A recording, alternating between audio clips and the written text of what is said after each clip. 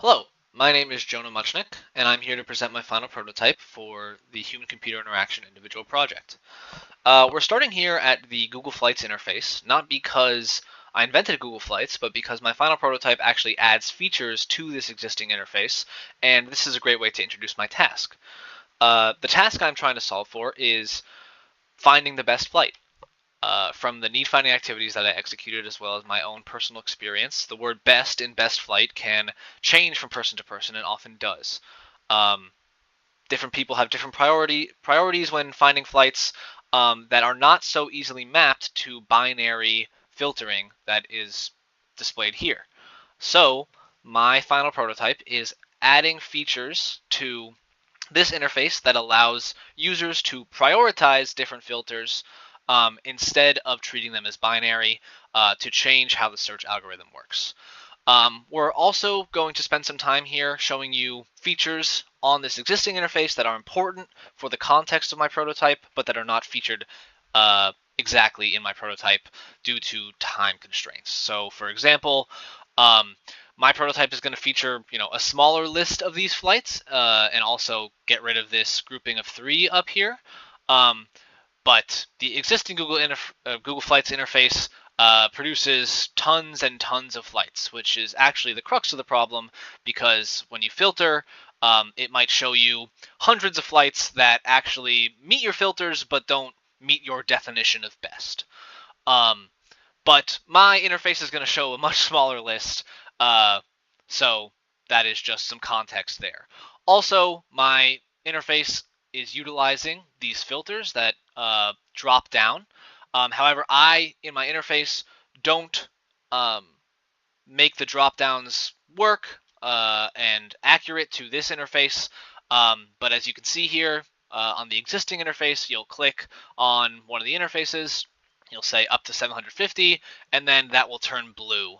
And so I use that to sort of assume that a user has added those filters, but I don't explicitly add the feature that already exists here to create those filters. So with that context in mind, we're going to move on to my actual prototype. So here we are at my final prototype. And as you can see, it's very similar to the interface we just saw.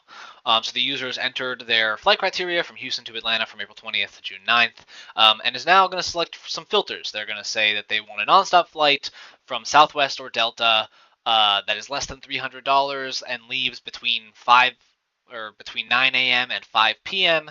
And is below average emissions.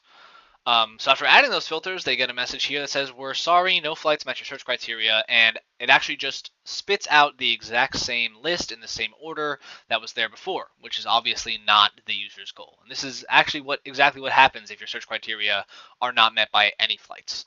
And so as you see here, this additional thing icon was added here. And when hovered over, it says click this button to see a table view of your filters and edit which ones we prioritize in our search algorithm. So I'll go ahead and click that.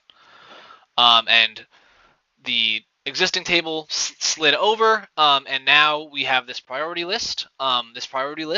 Each one of these rows is clickable and draggable. And the higher one of these filters is in the priority list, the more important that is in the search algorithm. You can also deem some of these filters mandatory, which will actually just filter out any flights that don't meet that specific criteria entirely. And all that is explained in this pop-up, which can also be a little buggy sometimes. So the user in our example here is going to determine that nonstop is strictly mandatory. Okay, and that changed the flights that showed up here. They're also going to determine that they don't like waking up early, so leaving after 9 a.m. is also strictly mandatory. And that has now severely changed the amount of flights here and filtered out any that don't meet that criteria. Now the user is going to decide that actually airlines don't matter all that much because they notice that down here there's a $236 flight on United that might actually meet their definition of best better than one of these Delta or Southwest flights. So the user is going to click and drag airlines down, and now that flight is moved to the top. And now the user deciding that or coming to terms with the fact that they might fly United, is actually going to decide that airlines is even less important than departure time, and leaving after 5 doesn't matter all that much, which also changed the order of this. So you can imagine that these steps can be taken in any order. At any point, a user can click on one of these checkboxes and make them mandatory, or change the order of any of these non-mandatory rows, and that will change the search criteria. And at any point, they can also add new filters at the top here. And it's worth noting that these mandatory filters are not draggable. So they say at the top to indicate to the user that these are the highest priority because they are mandatory. And so that is the table view of our interface, but we have one other feature that we'll show in a moment.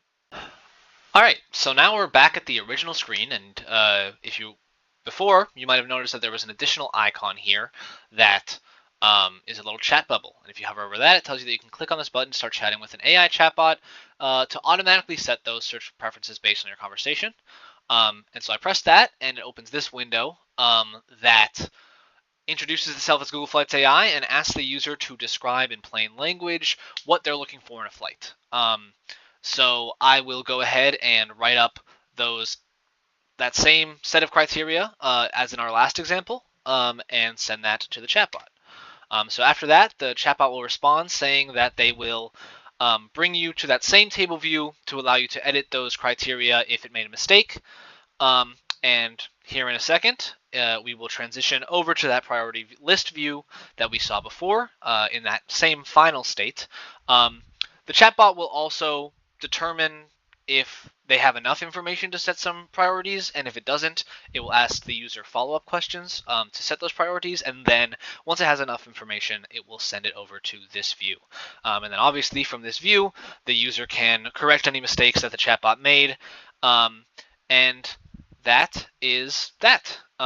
So with this prototype, the user has more control over what flights are shown to them, and how the search algorithm treats their filters and their preferences. I hope you enjoyed, and I hope that you find value in this, and I look forward to any feedback. Thanks so much.